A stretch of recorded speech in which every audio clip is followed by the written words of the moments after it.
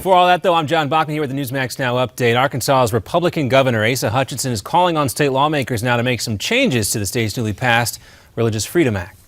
This is both about substance, which is getting this legislation right, and it's also about communicating to the world and to our neighboring states that we're a state that recognizes the diversity of the workforce. Well, this after gay rights groups complained that the bill would allow discrimination based on sexual orientation. Yesterday, Indiana's Governor Mike Pence defended his state's new law, but he also asked the state's General Assembly to clarify the language in that bill, too.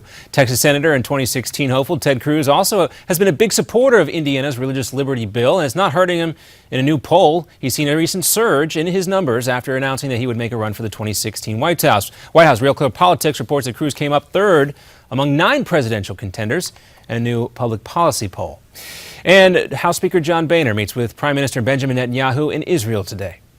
Our two countries cooperate on many different levels.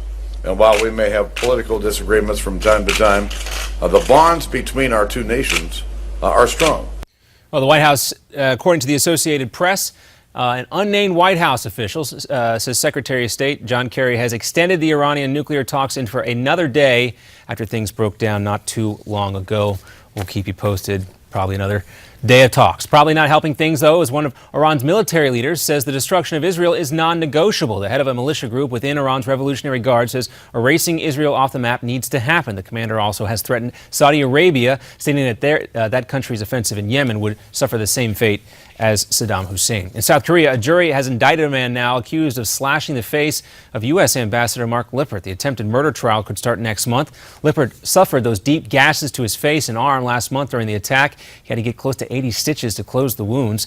Prosecutors say the man targeted Lippert in protest of American and South Korean military drills. And in Georgia, several former Atlanta school teachers have now been found guilty of cheating on the state's standardized tests. Prosecutors say nearly a dozen educators tampered with students' exams, either erasing or changing incorrect answers. The reason why? The teachers wanted promotion or cash bonuses based on those students' test scores. Local media reports that 11 public school teachers were found guilty of at least one charge thus far. You expect to hear more about that during the Common Core debate. Governor Jerry Brown has ordered the first ever statewide mandatory water usage reduction for California. He is directing cities and towns across the state to decrease their water consumption by 25%. Governor Brown signed that emergency law last week, also allocating $1 billion for drought relief. We'll have another Newsmax Now update coming up for you in 30 minutes. We'll now send it up to special host Rick Unger, hosting the Steve Malzberg Show live from New York today.